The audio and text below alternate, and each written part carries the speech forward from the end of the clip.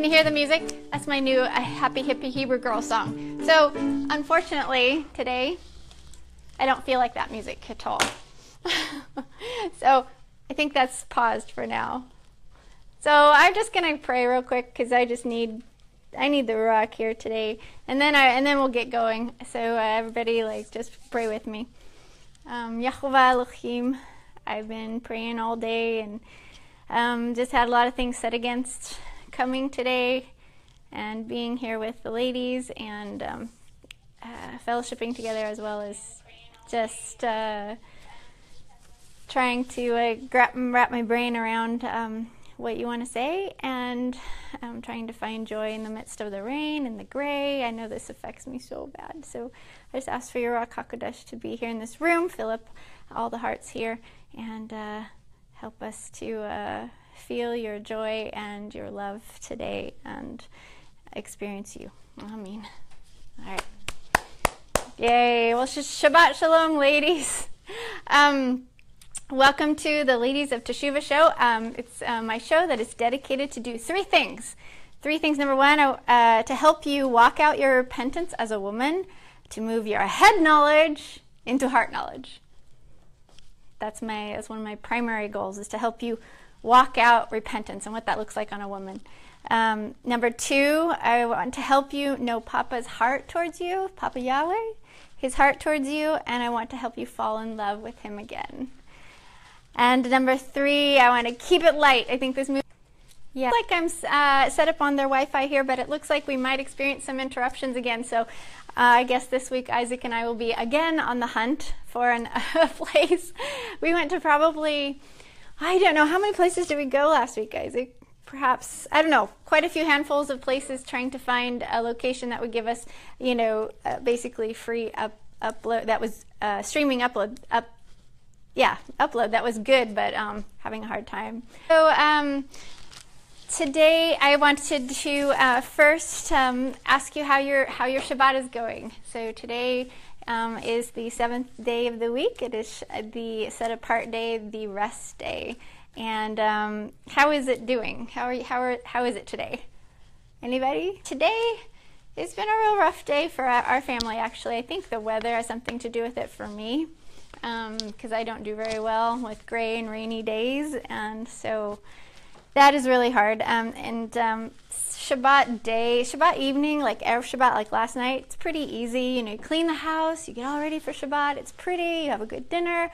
We had company last night, candlelight, good fellowship. You wake up in the morning and you can end up in fights, you can end up in hard. It's hard on Shabbat sometimes with family. And so anyway, I just want to recognize that we all struggle with that on some level, I think, and have things with Shabbat that we're constantly trying to figure out. And one of the things I wanted to say this morning about that was, one of the neatest things about Shabbat is it comes every 7 days. So you get a chance every 7 days to make it better. So maybe today, this Shabbat wasn't so fabulous this morning, but next week we get another chance to do it again.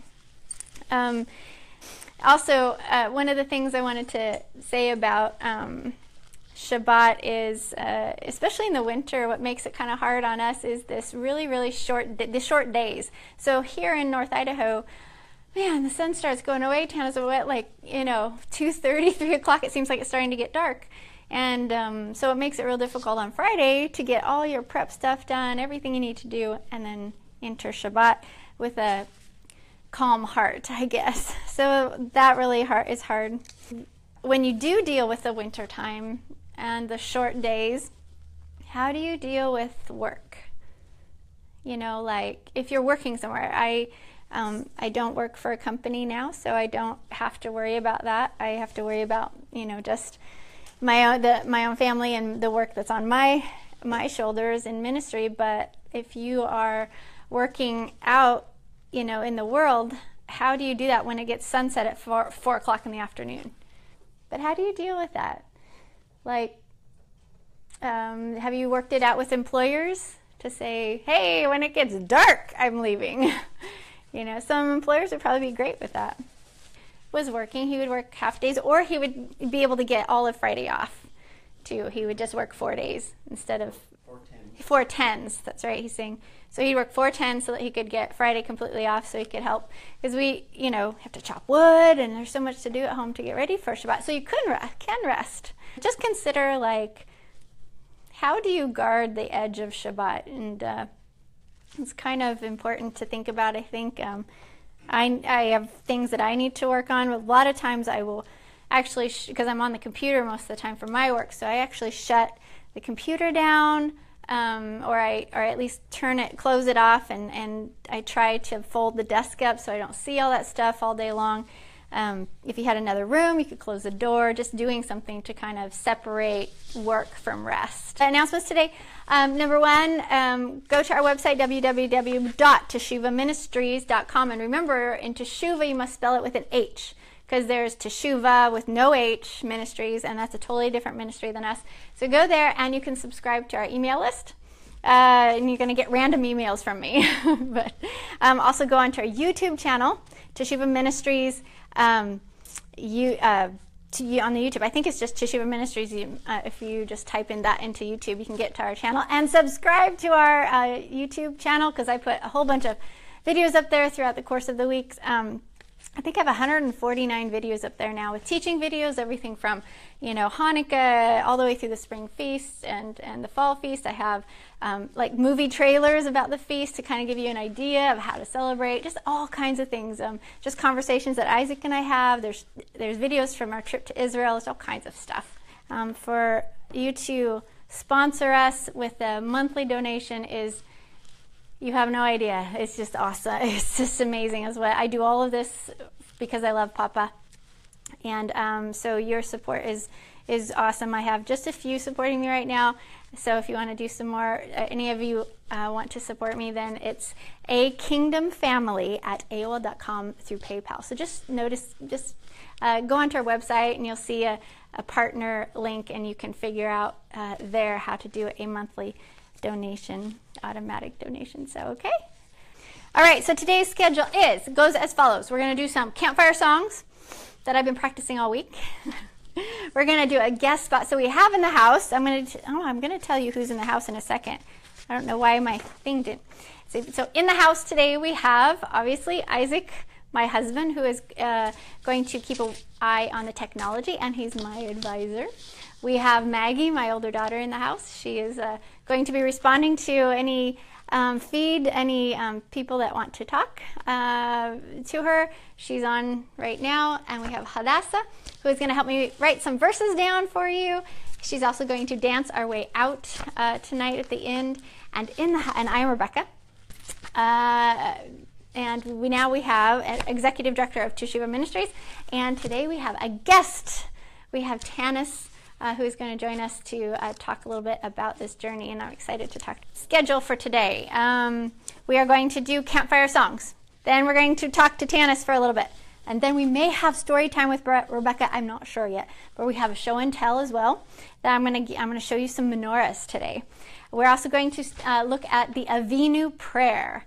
So we're going to actually study it a little bit, and we're going to start to learn the Avinu prayer together, which is basically the Lord's Prayer in Hebrew. We're going to learn about what Yahshua was actually saying when he asked us to pray this prayer. We're going to take a 5-minute break so that I can catch my voice, and then I've got a little tidbit for you today. Has to do with the stats on Christmas. Oh yes, totally fun. And the topic today is 2 things that I learned this week about Hanukkah that I didn't really think of before. So I'm excited to share those things with you. And then we're going to pray. When you are interacting with me and each other, the guideline is that what Yahshua said. What did he say? Matthew 22:34-40. Hadassah, you want to come write that down? Matthew 22:34-40. What did he say? He said, love Yehovah your Elohim with all your heart, all your soul, all your mind, all your strength, all your everything, and love others as yourself. All the law and the prophets hang on these 2 things. The guideline, love each other. Yes, you can have conviction. Yes, you can have chutzpah. Yes, you can have strength, but you must have manners. All right? There is no tolerance here for people without manners. Okay? No tolerance whatsoever. I have zero tolerance for that. So love, love, love. Yes. Teach. Yes. Be strong. Yes. Have, be courageous and be brave and speak the truth, but do it with love, or you are a clanging cymbal, and I have no patience for clanging cymbals. Okay? It's just like Yahshua. All right. Hadassah, also write down 1 Corinthians 13, 1-8 and 13. So those texts, if you don't know how to love, that's a good place to start. 1 Corinthians 13, 1-8 and 13. All right. And then, obviously, because you're going to love me, you're not going to get your panties in a bunch if I say something that you don't like, okay? All right. Very nice.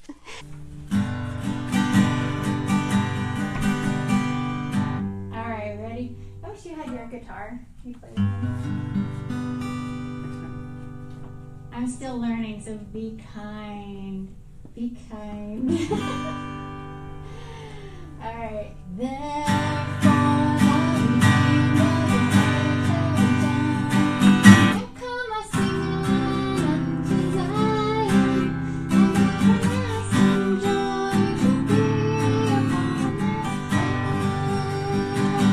They shall obtain gladness and joy, and sorrow and mourning shall flee away.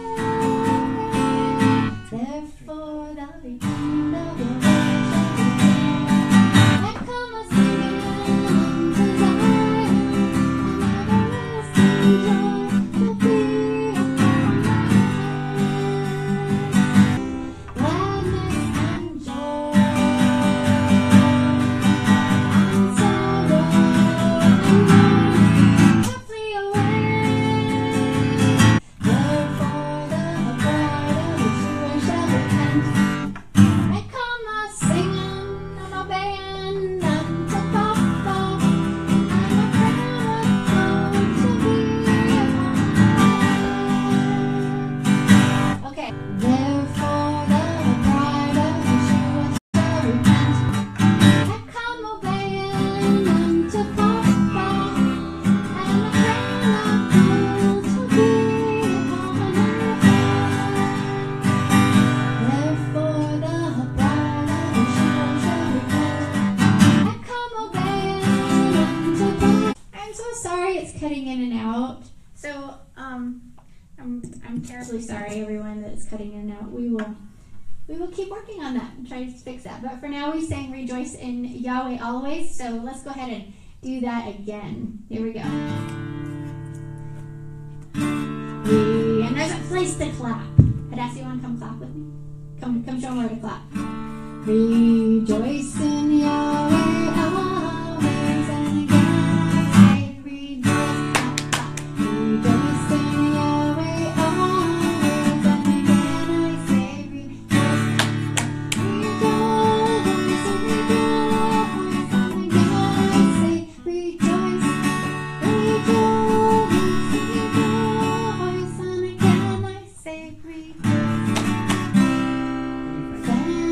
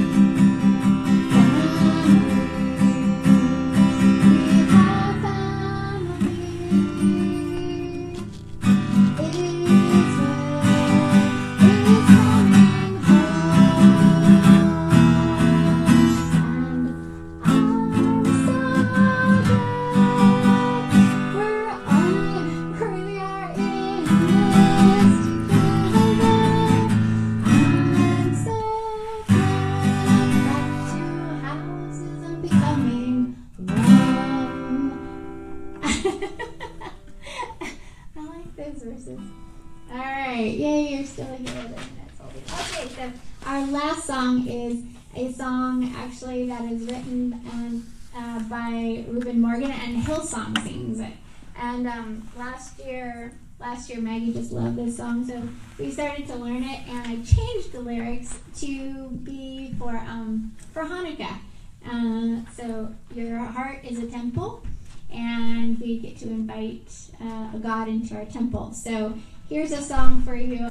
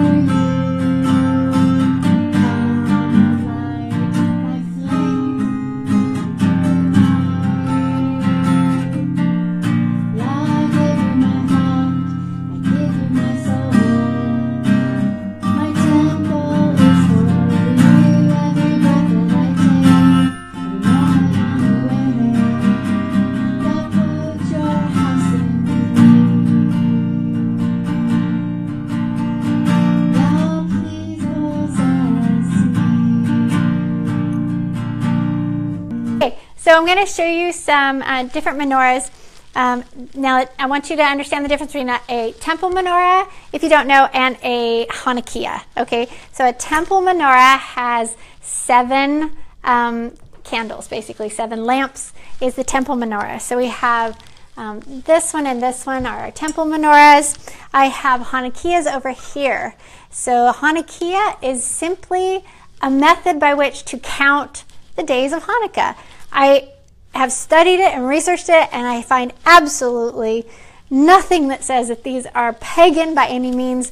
So those of people who say that, they just don't have any joy. So anyway, but what I wanted to talk about was how, like, when you go to purchase a menorah or a Hanukkah, really check with the weight of it. You know, if you get something really cheap, you're going to get something really flimsy like this, and it doesn't stand up very well. Trying to put little birthday candles, I don't know if you can see this, little birthday candles into the menorah is a pain. So this was a little gift, but it's kind of a pain. Now these right here, you'll see these online a lot. It's not very heavy. It's a little heavy, but the issue here is putting your candle, the regular Hanukkah candles, into there. It doesn't fit. See that? So when I make my own candles, I'll make them so they're thick enough to fit. But if you're just buying candles and you buy random candles at like Fred Meyer's or something, and then you buy a Hanukkah, online, it's going to come to you like this, and it's going to get really frustrating for you, because what we'd have to do is we actually have to melt wax, put it in there, and then hold our candle in. That's how we have to handle this if you use the bought candles. If you make your own, then that's a different story.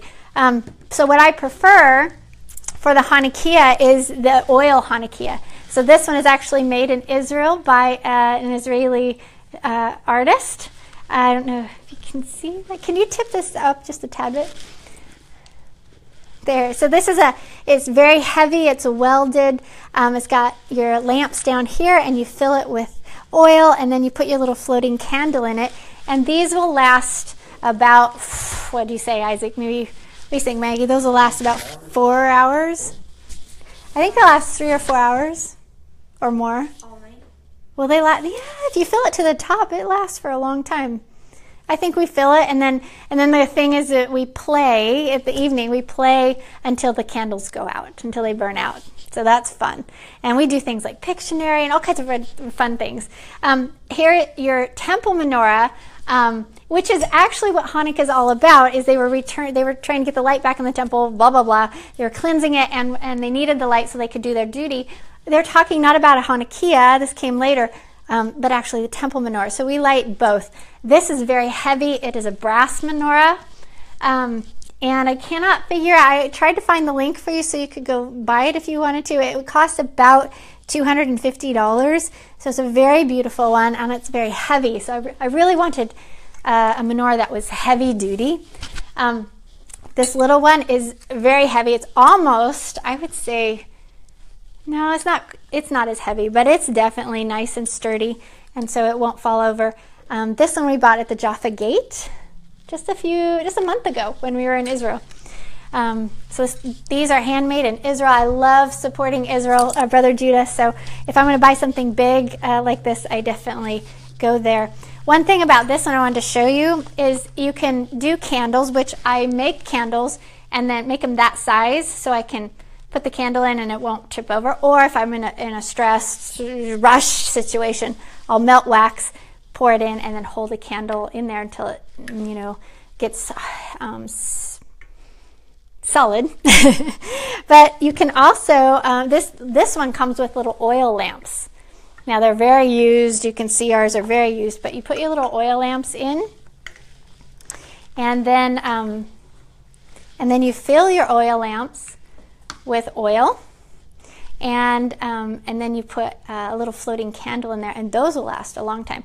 The thing about this that's a little difficult is the oil lamps are not real, like, sturdy. They're not, so they can kind of get knocked over if you're not careful. So, but I like these. You have a floating wick? I do. I have a floating wick right here. So, Hadassah, do you want to come help me? We'll just do this real quick. So, I don't know if you can see this, but, okay, so it's a little tiny wick. It's just a little, like, cork. Oh, there you are. There you are, huh? Oh, yeah, maybe I can't. But it's a little bit of, it's just a little floating little cork and a little wick, and it's nice, and the wick is cut, and it's straight, and it's pretty solid, and you just put it in like that with a little bit, a little bit left out at the end. And then you fill your lamp with oil, and you set that on top, and it floats. And then you light it, and it lasts for a very long time. It's a nice, really nice flame. All right, and I was going to show you some of my own candles. During Hanukkah, I absolutely love making candles.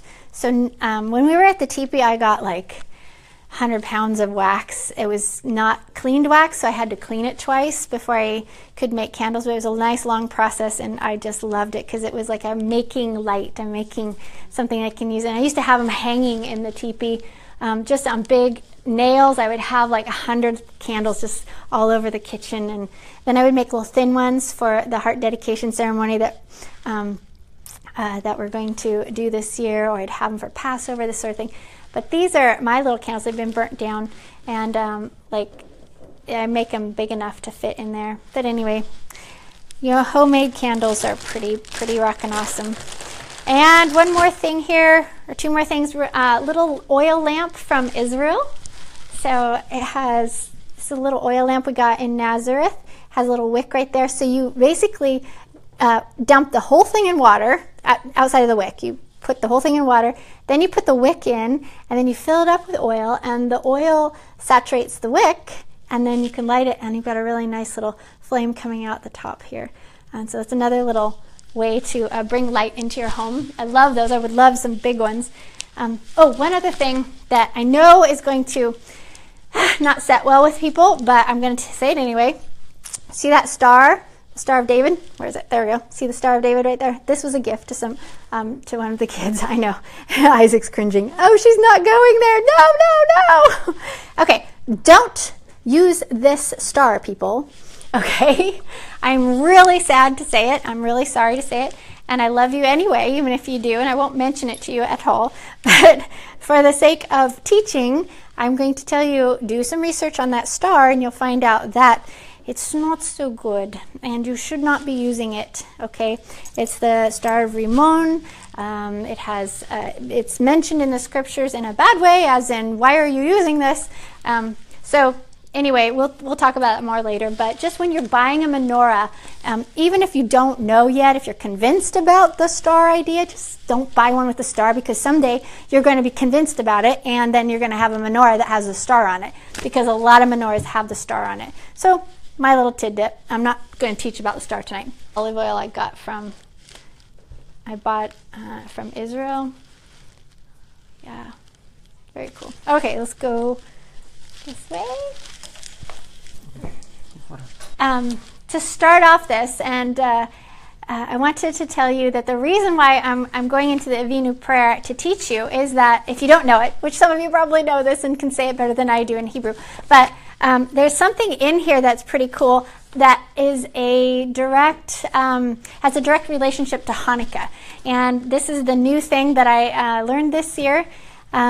So we're going to take this prayer just a little at a time. So instead of praying together, we're going to pray the Avinu prayer. Here's a book that you need to have to understand this prayer. It is called A Prayer to Our Father. Do you see that? By Nehemiah Gordon and Keith Johnson. This is an amazing book that helps you discover this Lord's Prayer. So you know how we all grew up with the Lord's Prayer. Our Father who art in heaven, hallowed be thy name. Thy kingdom come, thy will be done on heaven and as it is on earth. Blah, blah, blah, blah, blah, right? Okay, so it's a great prayer, but it has an ending that wasn't in the original. And some of the translation has been kind of messed up to not say completely what Yahshua was trying to have us say. So I love the new connection with saying the name. So we're going to look at, just really quick, may your name be sanctified is what it says in Hebrew. So we're going to say, okay, so it says, Our Father in heaven. So they have one chapter on that. What does that mean? Our Father in heaven. And then the next chapter is, what it says in the original Hebrew is, may your name be sanctified. So I want to look at this for just a second. May your name be sanctified.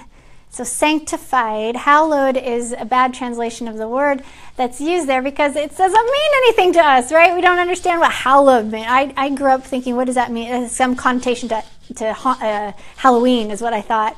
I was trying to figure that one out. But may your name be sanctified. I'm going to read you a couple sentences in here. He says, may your name be sanctified. In both Hebrew and Greek, this is not just a statement of fact, but a call to action. This call to action, so sanctified be your name is it's an action. It's not just knowing it in your head. There's an action behind it. And he says this call to action must be followed up by sanctifying his name in action and in deed. Okay, so by substituting, so we're going to look really quick.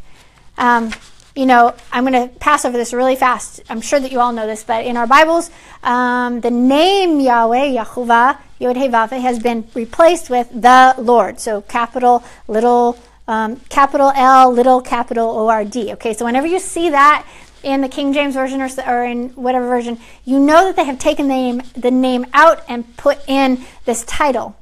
It's just a title. It's just a title. It's not his name. So we're going to sanctify his name by actually bringing it back. We're going to say it. We're going to proclaim it. Okay. So by substituting the name of Yehovah with the title Lord, the New International Version has completely changed the meaning of the verse. The name of Yehovah or God the name of God is no longer Yehovah, but rather the Lord, which is not a good thing, right? Okay, you got to read this book. It's awesome. Okay, so first thing we're going to do to sanctify the name is we're going to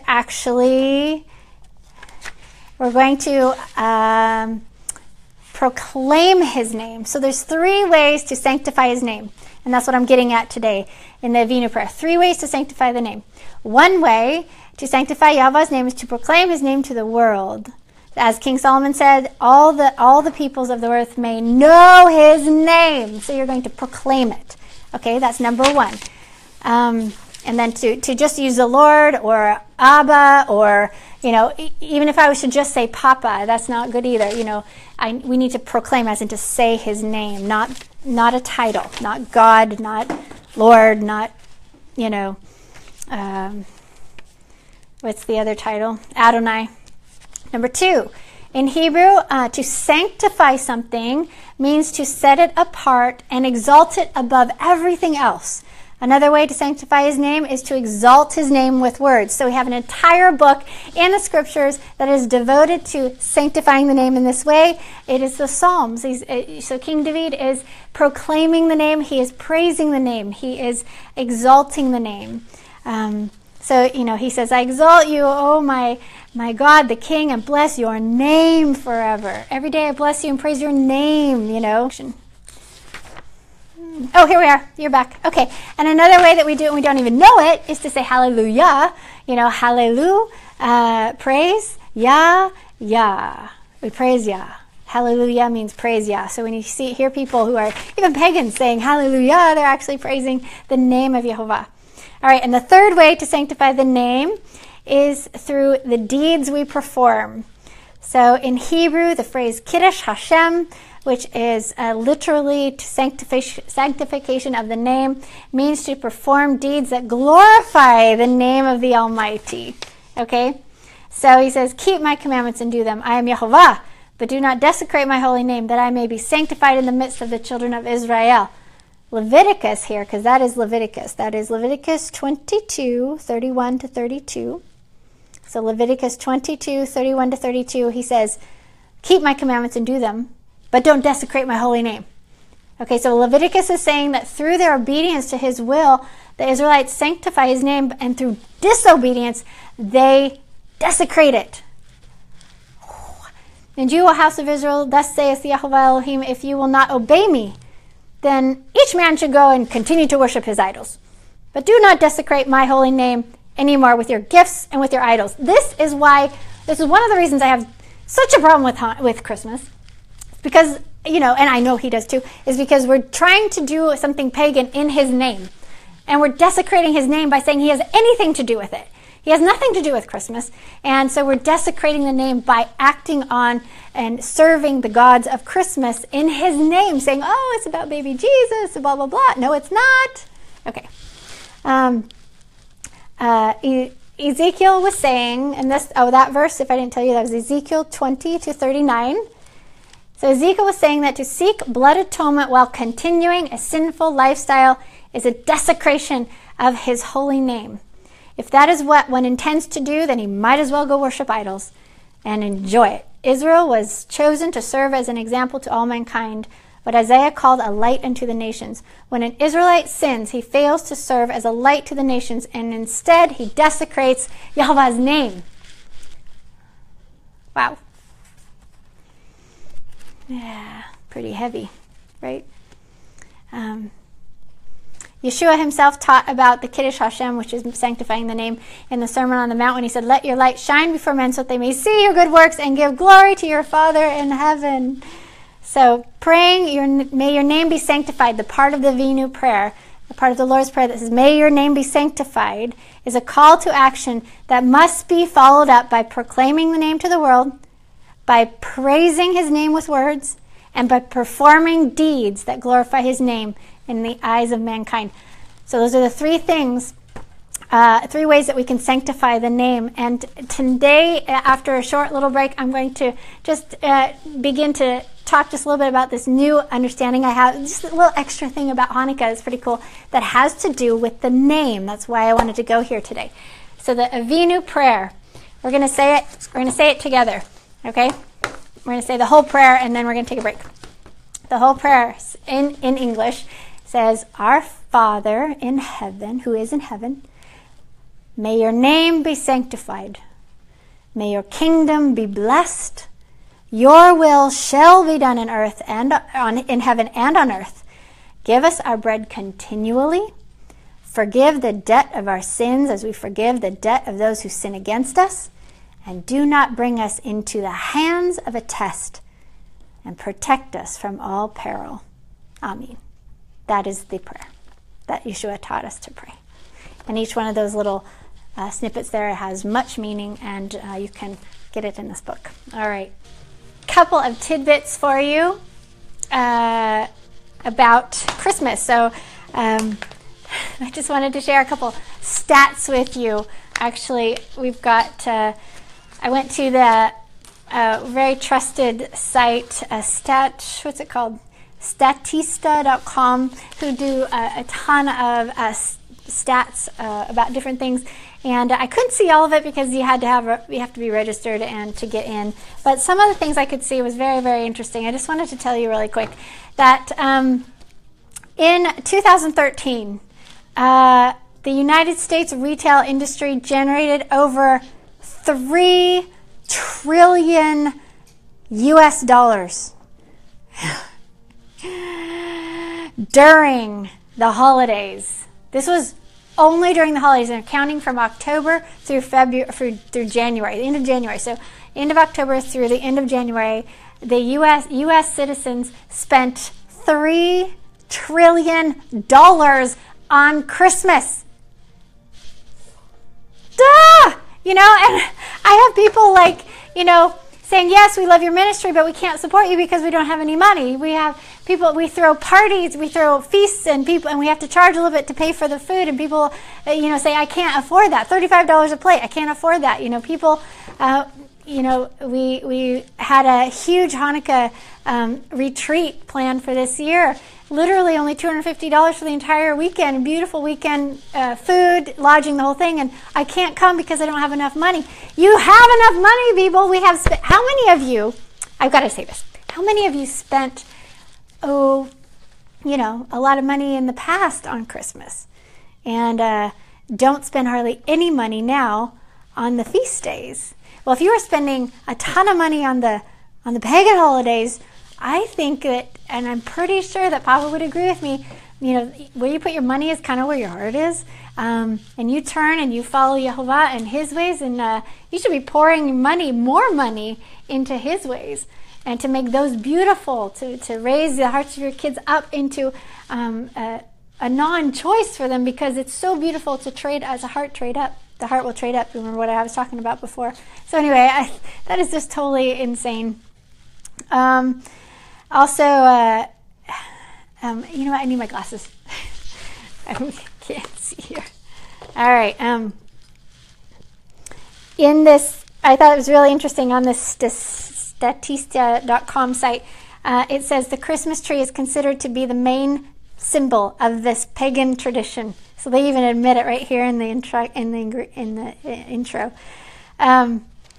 There were people spent about an average $50 on a tree, and on an average in 2016 they spent $500 per person on this holiday for as gifts. And it is predicted that this year in 2017 people will spend $900 or more this year on gifts.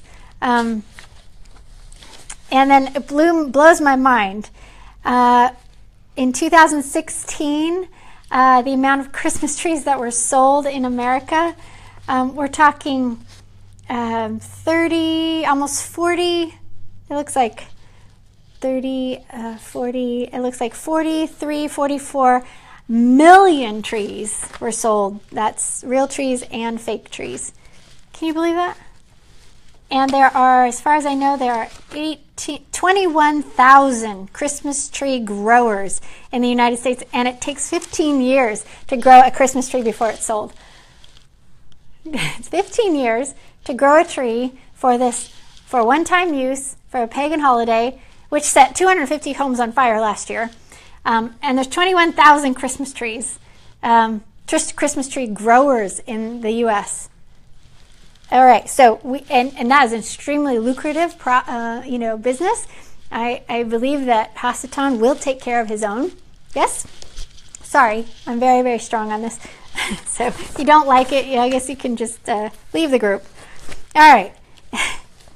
I have just a couple more stats here that are very, very interesting. Where did they go?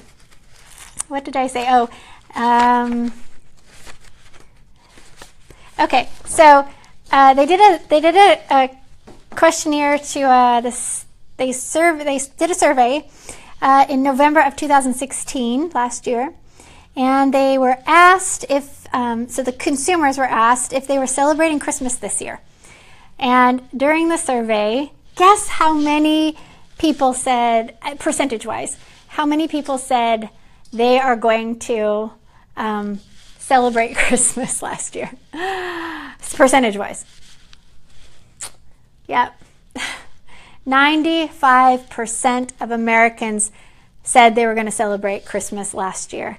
Only 5% said they were not going to celebrate it. So 5%, we're part of that 5%, people. No wonder it's so hard. Yeah, it's like you're swimming upstream. This huge waterfall of push and pull, and you are turning around and going the other way. That's 5% of us. Is not very much. So I thought these stats were really fun. And then they did a online sales revenue comparison from Thanksgiving and Black Friday from last week. So this is actually in from last week. So last Friday, on Thanksgiving Day, people spent $1.5 million in America last Thursday, I think it was, on Thanksgiving, before everything closes at noon or at 2. They spent $5 million on Christmas gifts. And then on Black Friday last week, 2017, they spent almost $2.4 million. Ugh. Okay, so I don't want to hear anybody complaining about I can't afford this, I can't afford that. Okay, we used to be part of that. Do you remember? Yeah, I used to be part of that. Oh my gosh, I'm not anymore. So the topic today, and we're going to talk about for just about 15 minutes, I hope. I think this is where I was finding the connection between sanctifying the name that we just went over, and we talked about the Venu prayer, the part of the Venu prayer that talks about sanctifying the name and what that means. I found a connection between that and Hanukkah. So I wanted to just chat with you just for a second about that, because I think it's a really cool new revelation about Hanukkah. And again, as you study the feast, as anybody who's a feast keeper for a long time, you will discover that you can never actually exhaust these feasts. So you come up to it, maybe even pretty dry. I think I'm coming up to Hanukkah. It feels like prior to this week, I was coming up a little dry. I know all this stuff. I don't think there's anything else to learn, yada yada. And then all of a sudden, Yahweh has something else for me to learn. And so this is what I want to share with you, because this is filling me up this week as I'm preparing for Hanukkah. And so one thing I wanted to share with you is, if I don't know what to study, if I open my Bible in the morning, I'm like, I have no idea what I'm supposed to say. I don't know where I'm going in the scriptures. I just don't even know. The thing that you're supposed to do is look towards the upcoming feast. Look towards Papa's set apart days, and whatever's coming up next. That's what you begin to study. And he has so many treasures in there for us as we begin to study his feasts as they're in order. So right now it's near Hanukkah. I'm not going to start studying about Pesach yet. My heart has to go through Hanukkah to get to Pesach. So, and if you don't know, go watch my video on Hanukkah and you'll see what I'm talking about.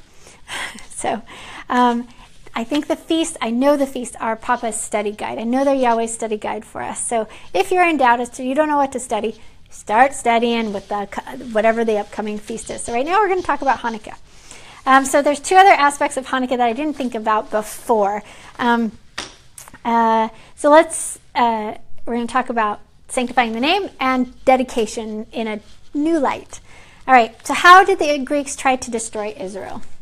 First Maccabees 41:50. Where is this? Hadassah, I'm going to totally need your help in a few minutes.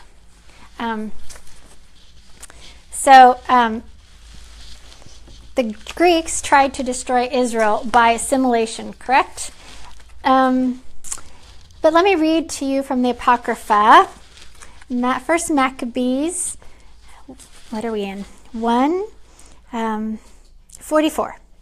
For the king had sent letters by messengers into Jerusalem and the cities of Judah, that they should follow the strange laws of the land, and forbid burnt offerings and sacrifice and drink offerings in the temple, and that they should profane the Sabbaths and the festival days, and pollute the sanctuary and holy people. They are to set up altars and groves and chapels of idols, and sacrifice swine's flesh and unclean beasts. They should go leave their children uncircumcised, and make their souls abominable with all manner of uncleanliness and profanation. I don't know how to say that. To the end that they might forget Yah's law and change all the ordinances. And whoever would not do so according to the commandment of the king, he should die. All right. So one thing that I wanted to let you know of, if you don't know already, is Nehemiah. On Nehemiah's wall, he has a open door series, and part 13 is got a video there that he talks about this amazing kind of new insight into what Hanukkah is also about, something to add to what we already know about Hanukkah. But so Nehemiah's wall, there we go. Do you see that? So go to Nehemiah's wall and then get the part 13 from the Open Door series. So he says in here, so we just read what the king commanded and decreed. So the king was a Greek, okay, Antiochus was a Greek, and he was trying to destroy Israel through assimilation and through telling them that they couldn't do anything that looked, Jewish, anything that would obey Yahweh. He was going to say, no, you don't do that or you die. Well, Nehemiah brings up this new thing I hadn't seen before. There is some of, what is it, Isaac? The Pharisees back, I don't know, he was reading from a book, and I don't know how to actually pronounce it, but if you go to to the video, you'll see where he's talking about this, and you can get the resource if you want. But these teachers back in a long time ago said the Greeks made decrees to eradicate Israel, ordering them to deny the kingdom of heaven, 1, to declare that they have no portion with the God of Israel, 2, and not to mention the heavenly name on their lips, number 3. Okay, so we've got Greeks who are trying to wipe out Israel during Hanukkah. And one of the things, the 3 things that these teachers are telling us was that the Greeks did this through ordering them to deny the kingdom of heaven and declaring that they had no portion with Elohim, and not to mention the name of Yehovah on their lips. Okay, so interesting that that part of destroying Israel to say it was to tell Israel they couldn't say the name of their Elohim anymore. All right, so do you kind of see the connection there between Hanukkah and saying the name? I never saw it before. So the Greeks want to say, we want you to assimilate, don't say the name. You can't say the name. Hanukkah, Judah Maccabee said, absolutely not. I'm going to, obey Yahuwah, and I'm going to say the name. I'm going to, all that stuff. And he fights against the Greeks in order to get rid of the pagans so that Israel can worship properly. So I find that there's a connection there. So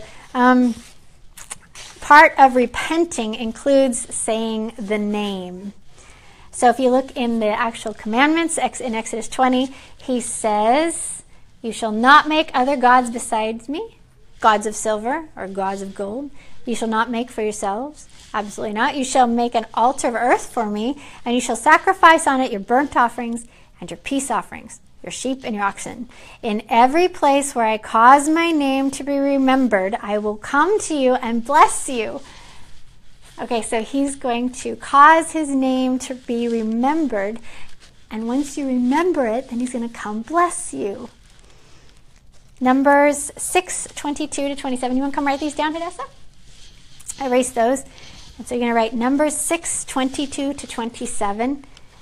Yahweh said to Moses, tell Aaron and his sons, this is how you are to bless the Israelites. Say to them, Yahweh bless you and keep you. Yahweh make his face to shine on you and be gracious to you. Yahweh turn his face toward you and give you peace. What is this? Yes, it's the Aaronic blessing, right? So, but why did he want him to do that? In the very next verse it says, Yahweh wants the priest to put the name on the people so he can bless them. So it says, so they will put my name on the Israelites and I will bless them. So the Aaronic priests were supposed to bless the people with his name so that Yahweh could bless them. All right. Here, Hadassah, did you need that? Did you get it? Oh, you're helping her. Number 6, 22 to 27. 6, 22 to 27. Daddy will tell you. Okay.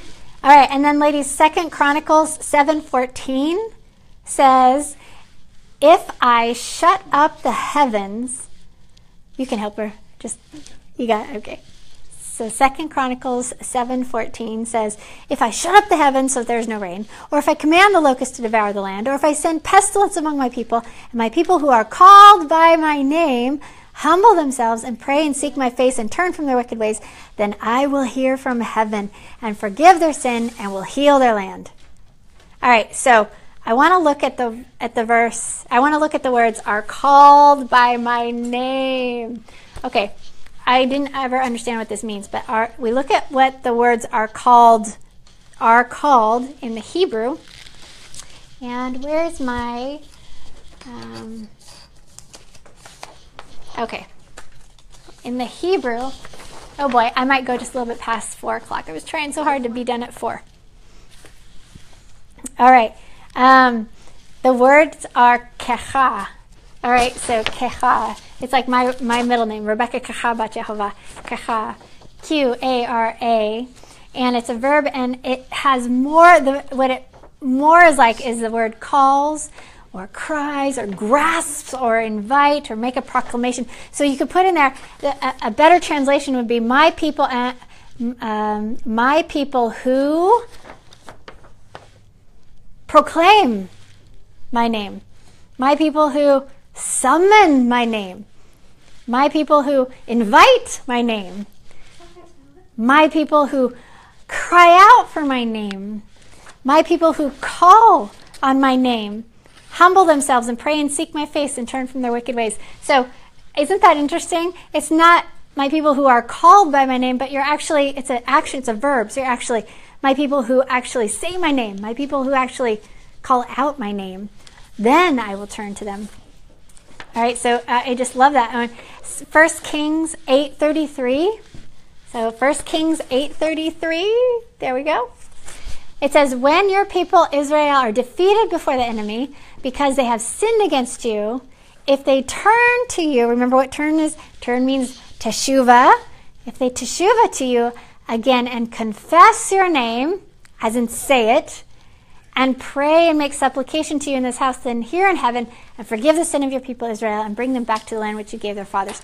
So this is King Solomon when he's dedicating the temple. So he's saying, if they're far away and they turn to you again, they repent like we are doing, we're far away from Israel, and we're going to turn, we're teshuving, and we confess his name, and then we pray, then King Solomon's prayer is, then I'm asking you to bless them, to forgive their sin, and then bless them. So here it is. You go. You turn, which is repent, teshuvah, and then you confess the name, and then you pray. All right? I think we get that in backwards order a lot of times. So, how to win against the Greeks, which is a theme of Hanukkah, right? So the scriptures are saying, this is how you win against the Greeks. You arm yourself with knowledge, head knowledge, that turns into heart knowledge, right? So head knowledge, you see this? You can pause the video and look at these. So here we go. Where are we? Right there. There we go. So, whoops. All right. So head knowledge is Hosea 4:6 talks about. Hosea 4:6 talks about how my people are destroyed for lack of knowledge. So look at that verse. We're destroyed because we have no knowledge. But then James 2:14-26, James 2:14-26 says, the head knowledge has to turn into heart knowledge, people, and we have to do it. So we have, did you know Martin Luther wanted that taken out of the scriptures? He did. He didn't want people to he didn't want people obviously to do what their faith was telling them to do. He wanted them to just have faith. Just have faith. No. James 2:14-26 is pretty powerful. He says, what good is it, my brothers and sisters, if someone claims to have faith but has no deeds? Can such faith save them? Suppose a brother or sister is without clothes and daily food. If one of you says to them, go in peace and shalom, keep warm and well fed, but does nothing about their physical needs, what good is it? In the same way, faith by itself that is not accompanied by action is dead. Okay, and he goes on. It's a beautiful, beautiful verses there.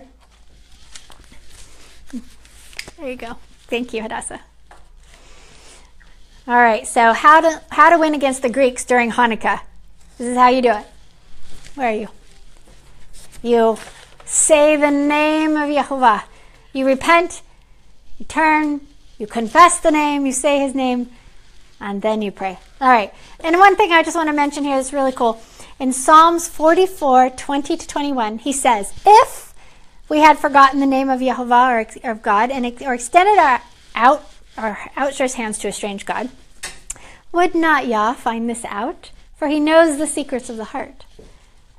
So this is saying, and this is what Nehemiah was talking about, how wonderful it was that when we forget the name of Yahuwah and we turn back to him, and perhaps we don't say it right. Perhaps we spell it differently or don't say it properly, or we use a J, Yehovah or Yahuwah or Yahuwah or, Yahweh or Yod-Heh-Vav-Heh, or we don't know, then he has much mercy because he looks on your heart and he knows what you're trying to say. It's very important that we try to say the name. It's very important once you know the truth that you say the name. But if you don't know, and so I think there's a lot of relief there that can be for people who have loved ones who've never heard this before. Maybe they don't understand this. Papa knows their hearts. So there's mercy there. But we have to look, I just am curious, I want to look at the word if. So in this text it says if. So Psalms 44:20-21, it says, if we had forgotten, right? Well, that word, I looked it up this morning, and that word if it means more like most assuredly, or truly, or when, or certainly you will. So instead of if we had forgotten the name, he's saying, absolutely you will forget the name, and when you do, then he's going to look in your heart if you can't pronounce it right, if you don't say it right. Okay. Oh, I like that. That was good. Okay. So we're going to look here and say, this is what I saw this week that was pretty cool, was the name and how it is connected to Hanukkah. So part of celebrating Hanukkah includes saying the name, because that's how we fight against the Greeks. That's how we win. That's how we fight against them, is to actually say the name. What Judah Maccabee was fighting for was to restore the law of Yahuwah, restore the temple. Part of the law of Yahuwah is to say the name, to sanctify the name, proclaim it. What did we learn? Proclaim. See, I got mine like a sieve. That's why I have to do this all the time. This isn't just for you, this is for me, so I can remember. What is it? What are the three things that we learned in the Avinu prayer? How to sanctify the name? Say it, proclaim it, and then basically do it. Basically do actions that are worthy of his name. Where's my book? I don't see my book. Are you singing, Hadassah? Okay, so you got that. That was my first new epiphany about Hanukkah this year, was that Hanukkah is directly connected with saying the name of Yahuwah. So we want to restore the true Hanukkah, then we're going to restore his name. We're going to fight the Greeks, not become assimilated with our neighbors and stuff, and we're going to proclaim the name. We're going to confess his name and obey that one. That is going to be how we fight against the Greeks. All right, so the second thing that I learned, and this is a quick one, the second thing that I learned about Hanukkah is Hanukkah is the word for dedication. So it is the Hebrew word. So when people say, people have told me before that Hanukkah was never, the word is never used in the scriptures. Well, but what they don't understand is that it's all over the scriptures because it is the Hebrew word for dedication. So when Solomon dedicated the temple, it was the word Hanukkah that was used there. When priests were dedicated back in the Torah with Moses, the word is Hanukkah there. Yahshua went up to the feast of dedication, feast of Hanukkah. So Hanukkah is about dedication. We know that for a fact. And I preach and talk about how, our hearts are a temple, which the scriptures teaches this. This isn't new. I'm just bringing it out a little bit. So we need to cleanse our temple and rededicate our temple to its original purpose. So Hanukkah is about that kind of dedication. It's very personal. But here's another thing I didn't quite see. I don't know why, but the word dedication is also the idea of I'm dedicated to the end. I'm with you to the end. So there's two definitions of the word dedicated. The first one is the action of dedicating a church or a building or a sanctuary. That's like you're dedicating your heart, okay? But the second definition of the word dedication is the quality of being dedicated or committed to a task or purpose. Okay, so commitment, diligence, resolve, zeal, perseverance, persistence, tenacity, staying power, hard work, devotion, commitment, loyalty, adherence. And then on the other side, the flip side, something that is an antonym would be apathy and laziness or indifference. All right? So we're going to dedicate our hearts back to its original purpose. That's the first thing we're going to do. The second thing, though, is being dedicated to Yahweh no matter what. That's what Hanukkah is about, being dedicated no matter what. So there's the idea, and Nehemiah talks about this in his talk on his wall, is that, there's David and Goliath. David went up with the name of Yahweh before him, and he slew Goliath, right? And it was a victory. He, cut off Goliath's head, and yay, David was victorious, and he was successful. But then there's a story in the Maccabees during the time of Hanukkah where, what's his name, Isaac? It was Eliezer. So there's a story in the Maccabees where big old elephants come to fight, and there's all these men on top of them. It's kind of like Lord of the Rings, on steroids, and you've got all these men, and this man Eleazar, he's fervent. He's committed to Yahweh all the way. He's dedicated, and he takes his big sword and he says, "In the name of Yahweh," and he runs towards the elephant and he slays. He jabs into the elephant, and the elephant falls down and kills him. So, he's dedicated all the way, but so you can have what looks like success on one hand. Dedicated to the end, a successful end, or you can have dedicated to the end to death. And that is what Papa is asking for us to consider during Hanukkah, is how dedicated are you? Are you just dedicated when it suits you? Are you just dedicated when it's easy? Or when it's, when your whole family's on board, or when it's nice and sunshiny outside? Or are you dedicated no matter what the end is? Stephen was dedicated to death. There's so many stories of people that have been dedicated to the end. And there's also stories of people being dedicated all the way through success, But either way, Hanukkah is about dedication, our heart dedication, as well as to the end. So it's like to the King, to the end. Isaac was telling me the other day he's reading a book called The Yom Kippur War. I got him in the Tel Aviv airport on our way out of Israel a month ago, and or a month and a half ago, he has been reading it, and he was talking about how, the pilots in the planes, basically, their one mission is what? It is to finish. Is to complete the mission, right? Do you want to come here and tell the story? No, their job, all they have focused is to complete the mission.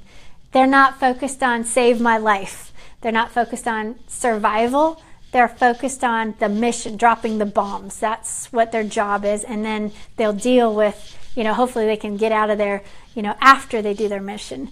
But I think that was really cool in the idea of the dedication idea, being dedicated to the mission, to Yahweh's mission, to the mission that Yahshua put his priests on, which is to go out into the ends of the world and proclaim the name, to, say, repent, kingdom of heaven is at hand, and tell, the good news of the gospel, which is that there has been made a way for us to be saved. So, to the end, Yahshua, absolutely.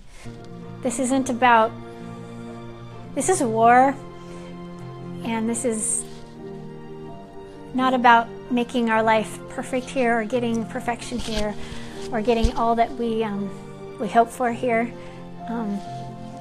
This is about enduring to the end. This is about us staying faithful to Yahweh. So I want to bring your hearts into remembering that whatever you're going through, if you give it to Him, He will heal your heart. And in the end, you will be vindicated for the pain you have endured. You will, in the end, what does Yahshua say? He says, persist until the end, endure to the end. He says, my reward is coming with me.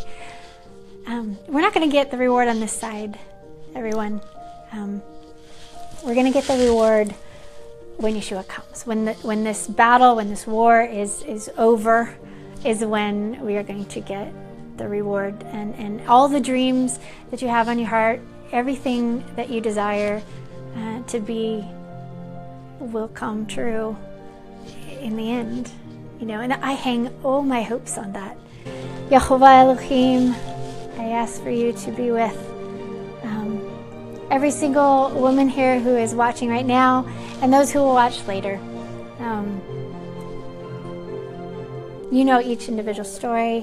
You know what they're struggling with. You know how to move on their behalf. You know exactly what they need to hear so that they get eyes to see and ears to hear at the right time.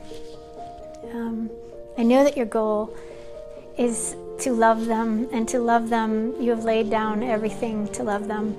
Now you gotta bring their hearts along and extract them from Babylon and move them towards the royal law of love so that they can have that legal document to get into the happily ever after.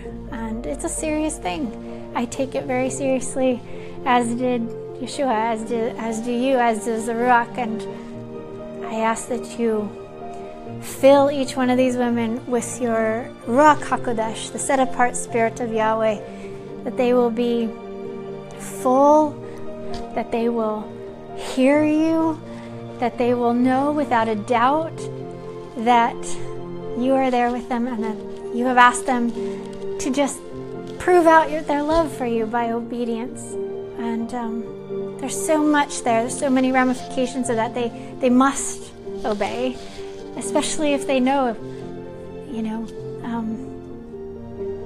you want more than anything to see them in the happily ever after, So you're going to do everything that you can right now to cut them free of this world so that they are not attached to the world when the world falls down into, the pit. Yahweh, I know that through your Son, and you have a plan to restore everything, to bring us back to what your original plan was, but you gotta get the ones that you love off the sinking Titanic and onto the life rafts. And I know that you are doing everything you can in your power to do so. So I ask for you to fly through the internet, to fly through my words, the Ruach HaKodesh, into the hearts of anybody who's watching, all the way to the end of this show today, and that you will inhabit their temples this Hanukkah season, that you will cleanse their temples of all idolatry and all pagan worship, even if they didn't know it, now they do. And may they dedicate their life and their hearts back to you, to their original purpose, which is to be temples for you, to shine for you, May they eat of Yeshua. May they ask you in Yeshua's name for your Ruach HaKodesh. Yeshua said that you will not withhold your Ruach. And if we have your Ruach living in us, we will have wisdom. We will have beauty. We will have understanding. We will have comfort. I mean, we could have nothing on this planet, but if we have the Ruach, we have everything. And that's when I feel most dry and most forlorn, is when I don't have your Ruach. I mean, I could live in basically nothing and in a shack, and if I have the Ruach, I'm fine. I'm okay. I'm flying. I'm so close to you, and that's what I want. I want that for other people. I want that for your women here. So may you come and be in them, and may your name be upon them. In the name of Yeshua HaMashiach, I bless and confess your name, Yahovah Elohim. Amen.